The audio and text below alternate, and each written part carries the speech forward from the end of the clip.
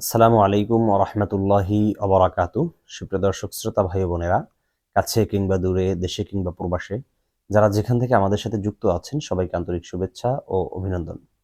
দর্শক, আপনারা দেখছেন স্বপ্নের ব্যাখ্যা বিষয়ে আলোচনা। আমি আলোচনা করছি মুফতি মহিবুল্লাহ আল হানাফি। নিয়মিত আমি এখানে আলোচনা করে থাকি এবং আমাদের আরও বিভিন্ন চ্যানেল রয়েছে যেখানে আমরা কথা বলি। তো আসলে আপনাদের বেশিরভাগ কৌতূহল থাকে আমার ব্যাপারে স্বপ্ন নিয়ে।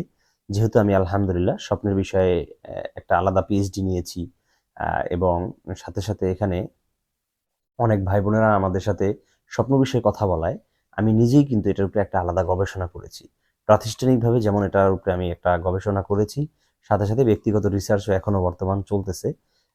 তো আপনাদের যে কোনো বিষয়ে যদি প্রশ্ন থাকে, স্বপ্নর ব্যাপারে আপনি জানতে চান, তাহলে অবশ্যই আমাদের সাথে যোগাযোগ করবেন। নির্দ্বিধায় আপনাকে বলতে পারি, রেফারেন্স ভিত্তিক অথেন্টিক বইসমূহ থেকে আপনাদেরকে ব্যাখ্যা দিব। তো আজকে যে বিষয়টা নিয়ে কথা বলবো সেটা হলো যে খাবার খেতে দেখলে কি হয়। আমি এখানে কিছু নোট করে নিয়ে এসেছি আপনাদের জন্য, কারণ খাবার খাওয়ার ভিন্ন ভিন্ন ধরন হতে পারে। প্রত্যেকটি ধরনের কিন্তু আলাদা আলাদা ব্যাখ্যা রয়েছে। একটু মনোযোগ সহকারে শুনুন, বুঝতে পারবেন ইনশাল্লাহ। এক নম্বর হলো, কেউ যদি নিজের ঘরে খাবার খেতে দেখে তাহলে সেটা হালাল রিজিক পাওয়ার আলামত। সুবহানাল্লাহি বিহামদি।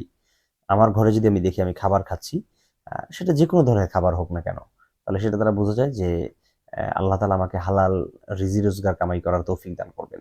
অর্থাৎ হালাল রিজিক যেখান থেকে আমি পেতে পারি সেখান থেকে পাওয়ার ব্যবস্থা করে দিবেন আল্লাহ তাআলা। দ্বিতীয় নম্বর হলো, যদি দোকানপাটে খাবার খেতে দেখে তাহলে সেটা রোগে আক্রান্ত হওয়ার লক্ষণ। তো এটা কিন্তু ভালো দিক না। দোকানপাটে আমরা জানি যে বাস্তবেও যদি কেউ খাবার খায় তাহলে সেই খাবারটা কিন্তু স্বাস্থ্যকর নয়। এই অস্বাস্থ্যকর খাবার খাওয়ার মাধ্যমে কিন্তু আস্তে আস্তে সে গ্যাস্ট্রোলজির প্রবলেমে পড়তে পারে, তার পেটের বিভিন্ন স্টমাক পেইনের ভিতরে পড়তে পারে, নানাভাবে কিন্তু তার সমস্যা হওয়ার সম্ভাবনা রয়েছে। তাহলে বাস্তব জীবনে যেমন রোগে আক্রান্ত হয়ে পড়ে, স্বপ্নযোগেও যদি কেউ দোকানে খেতে দেখে তাহলে সেটা কিন্তু রোগ চেপে বসার একটি লক্ষণ। এরপরে ৩ নাম্বার, যদি দেখে আত্মীয়দের বাড়িতে গিয়ে খাবার খাচ্ছে তাহলে সেটা তাদের সাথে ভালো সম্পর্ক স্থাপনের লক্ষণ। এটাও কিন্তু খুব ভালো একটি দিক, সুবহানাল্লাহ। যে আপনি কোনো আত্মীয়র বাড়িতে খাবার খাচ্ছেন, সেই আত্মীয়র সাথেই আপনার সম্পর্ক হবে ভালো এরকমটা জরুরি না। আপনি যেকোনো এক আত্মীয়ের বাড়িতে খাবার খেয়েছেন, এমনটা আপনি স্বপ্ন দেখেছেন। তার মানে হলো আপনার আশেপাশে যারা রয়েছে, আপনার আত্মীয়স্বজন রয়েছে, রিলেটিভ যারা রয়েছে, তাদের সাথে আপনার ভালো সম্পর্ক থাকবে। এটা কিন্তু খুব ভালো একটি দিক। এরপরে আসি, যদি অপরিচিত মানুষের ঘরে খাবার খেতে দেখে তাহলে সেটা ব্ল্যাক ম্যাজিকের লক্ষণ। নাউজুবিল্লাহ। এটা আল্লাহ থেকে আমাদেরকে হেফাজত করুন। এটা কিন্তু খুব গুরুত্বপূর্ণ একটি বিষয়।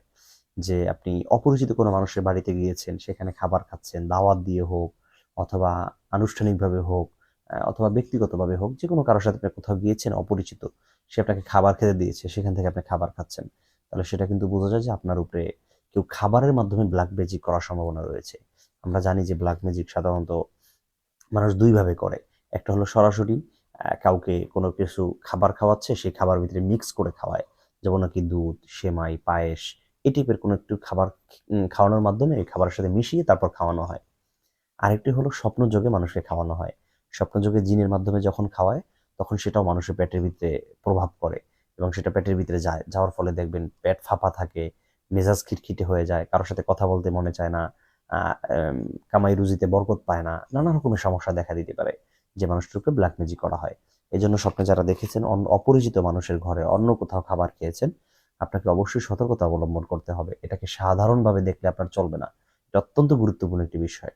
দর্শক, যদি আপনারা ব্ল্যাক ম্যাজিক, কালো জাদু, বান্টনা, কুফরি কালাম এই ধরনের সমস্যায় ভুগেন, সেটা থেকে মুক্তি চান, তাহলে আমাদের সাথে যোগাযোগ করবেন। ইনশাআল্লাহ বিইজনিল্লাহ আমরা সরাসরি কোরআন এবং সুন্নাহ থেকে এগুলো ট্রিটমেন্ট করে থাকি।